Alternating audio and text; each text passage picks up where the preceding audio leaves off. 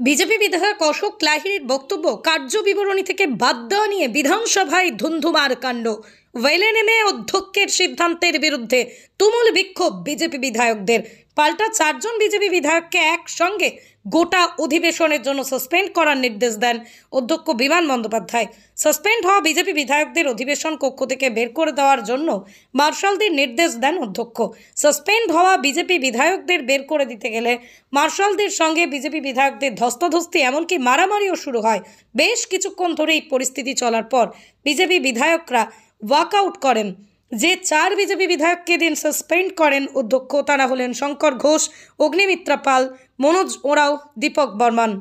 পাশাপাশি জানা যাচ্ছে যে বিধানসভায় 10 জন নিরাপত্তারক্ষী আক্রান্ত মার্শাল সহ এমনটাই অভিযোগ উঠে আসছে। আপনাদের জানিয়ে রাখবো আরও একবার, বিধানসভায় 10 জন নিরাপত্তারক্ষী আক্রান্ত মার্শাল সহ এমনটাই অভিযোগ উঠে আসছে। শান্তনু প্রামাণিকের চশমা এবং কাঞ্চন সুব্রত মৈত্র হরি প্রামাণ্য স্বরূপ রেখেছে। স্পিকার আমাকে প্রথম বলল বেরিয়ে যান, তারপরে বলছে একে বের করে দাও।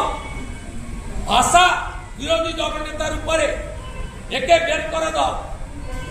এবং সিকিউরিটি মার্শাল তারা আমাকে গোল করে ঘেরে এবং 20 জন মহিলা সিকিউরিটি দিয়ে সার্কেল করা হয়।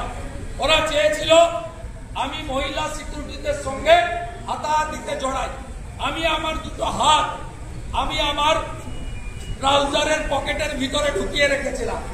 আমি বলেছিলাম আমি হাত বের করব না, আপনাকে ধাক্কা মেরে জোর করে আমাকে বের করতে হবে। আমি 15 মিনিট ধরে ভিতরে দাঁড়িয়ে দণ্ডায়মান ধর্ণা চালিয়ে যাই। আমাদের 20 জন এমএলএ আবার যায়। তখন স্পিকার চাপে পড়ে আমাকে বলে আপনি কি চাইছেন বলুন। আমি উনাকে বলি আপনি সব পক্ষের অভিযোগ পেয়েছেন, শুধু মাইক ভাঙার জন্য বিজেপি এমএলএদের বিচার করবেন আপনি বলেছেন। এটা হতে পারে না। আপনাকে ঘোষণা করতে হবে বিজেপি এমএলএদের শারীরিক নিগ্রহ, চশমা, ঘড়ি, জামা কাপড় ছেঁড়া ভাঙা, তারও বিচার করতে হবে। আমার কাছে কোনো লিস্ট দেয়নি, আমাকে মার্শাল একটা লিস্ট দিয়ে গেল। টিভিতেও তো আমি দেখছি সবার হাতে ব্যান্ডেজ বাঁধা, কারোর হাতে, মহিলাদেরও কয়েকজন সিকিউরিটি গার্ড তাদেরও হাতে কিছু ব্যান্ডেজ লাগানো রয়েছে। ওদের সম্বন্ধে আমি শুনিনি। শুভেন্দু তো টেবিলের সামনে এসেছিল, আপনারা তো শুনেছেন, ও শুধুমাত্র চশমার উল্লেখটাই করেছে যে চশমা ওকে ধস্তাধস্তি করে চশমাটা ভেঙে দেওয়া হয়েছে। আমি তদন্ত করে দেখবো সেটা। ডেপুটি মার্শাল আহত হয়েছে, আমাকে দেখিয়ে গেলেন।